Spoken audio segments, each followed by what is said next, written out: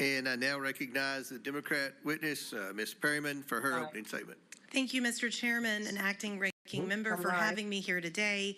And at the outset, let me offer my sincerest condolences passing and your loss of your colleague, Representative Jerry Conley.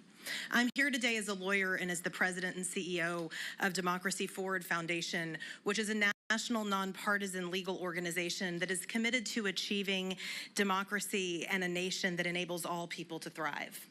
At Democracy Forward, we represent people and communities who make up the very fabric of our nation on a pro bono basis in federal and state courts and regulatory bodies throughout the country. I know this is a hearing focused on immigration, and so I would like to say at the outset and echo the calls for bipartisan, comprehensive immigration reform. I will also note that the rhetoric that we have heard the president and his allies use in recent days about immigrants and people in this country is inaccurate, overly politicized, and not solutions-oriented. Fundamentally, Democracy Forward Foundation's work centers on the premise that when the government does its job and delivers for people, our society is stronger. And when our government strays from that purpose, ignoring the Constitution, not achieving and respecting the fidelity of people's rights, our democracy and our people are in danger. Right now, based on the work that we are doing, I am here to say that our American people are in danger and that our democracy is in crisis. I am looking at these United States flags. We need to remember who we are. We right now have a president who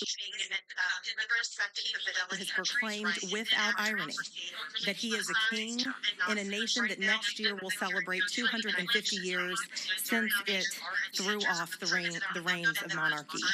Since Inauguration Day, the president and his administration have acted beyond the lawful bounds of executive authority. They have usurped the power of this Congress. They have sought to eliminate due process of law. They have ignored court orders, and they are targeting people, civil society organizations, and lawyers. These are anti-democratic actions that present an overall threat to every single American and their well-being and to our values in America. That is why at Democracy Forward Foundation, we have had to go to court to file more than 70 legal actions in federal and state courts and agencies and offices since Inauguration Day to protect the American people's rights.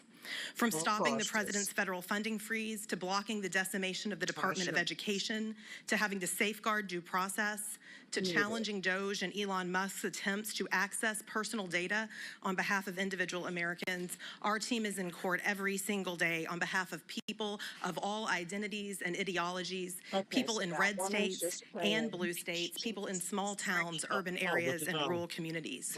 Our work at Democracy Forward demonstrates that the United States Constitution is still here, and it is here for all of us. This administration's tactics with regard to immigration enforcement that we have seen, they shock the conscience. They shock the conscience of the vast majority of the American people, including people who do not see eye to eye on how to fix our immigration problem in this country. They have led us to file and have to file litigation on behalf of religious communities to prevent ICE from entering houses of worship. We are litigating against policies that prolong the detention of individual immigrant children without their families, and of course the lack of due process afforded to our clients, men who were disappeared through an unlawful agreement between the government of El Salvador and the United States Department of State.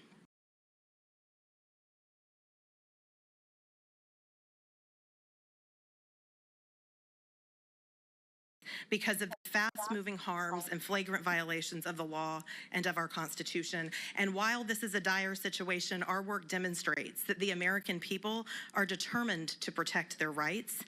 They are determined to use lawful and peaceful means of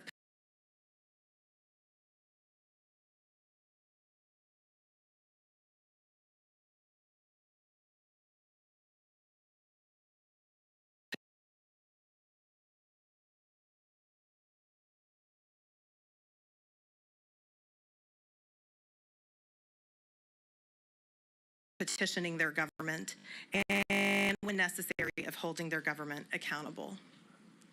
People have talked about their families, and last week was June 6th.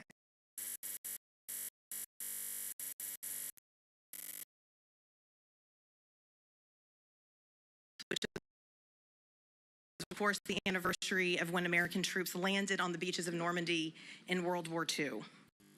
I, too, am the mother of a 9-year-old boy and that